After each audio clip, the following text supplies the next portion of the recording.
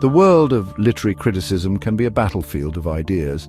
In the late 20th century, one of the most heated debates was sparked by the rise of deconstruction, a critical approach that challenged traditional ways of understanding literature. M.H. Abrams, a renowned literary critic, entered this fray with his essay, The Deconstructive Angel.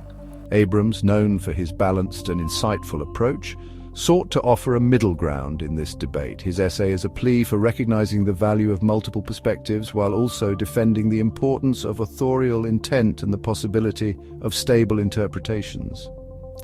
Abrams's essay serves as a bridge between traditional literary criticism and the radical approach of deconstruction. He carefully examines the strengths and weaknesses of both sides, urging readers to consider the complexities of interpretation. His goal is not to declare one side the victor, but rather to find a way to appreciate the richness and depth that emerge from a multifaceted approach to understanding literature and history. Abrams begins by acknowledging the value of pluralism in literary criticism. He argues that different critical lenses, like different lenses on a camera, can reveal unique and valuable aspects of a text.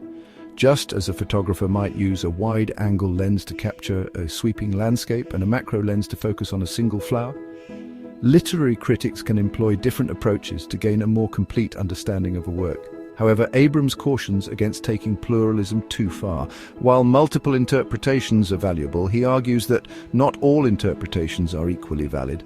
Some interpretations are better supported by the text and its historical context than others. Abrams then turns his attention to deconstruction, specifically targeting the work of critic J. Hillis Miller. He appreciates deconstruction's ability to uncover hidden meanings and challenge assumptions, but he also identifies its limitations. Abrams argues that deconstruction's emphasis on the instability of language can lead to a sense of meaninglessness and undermine the possibility of shared understanding.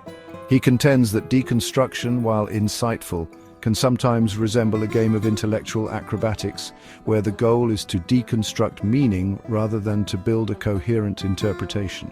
This, Abrams fears, can lead to a disconnect between the reader, the text, and the author's intentions. Section 4. Abrams' Pillars of Historical Understanding. To counterbalance deconstruction's emphasis on instability, Abrams proposes three key principles for historical interpretation. First, he stresses the importance of understanding the author's intended meaning. While he acknowledges that a text may have meanings beyond the author's conscious intent, he argues that ignoring the author's perspective altogether is a disservice to the work. Second, Abrams emphasizes the significance of the text's historical context.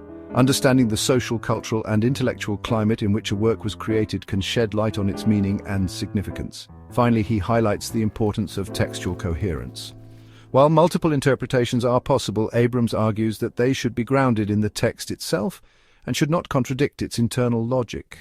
Section 5. A meeting of minds, Abrams and Miller on interpretation. Despite his critiques, Abrams does not completely dismiss deconstruction. He recognizes its value as a tool for challenging traditional interpretations and uncovering hidden biases.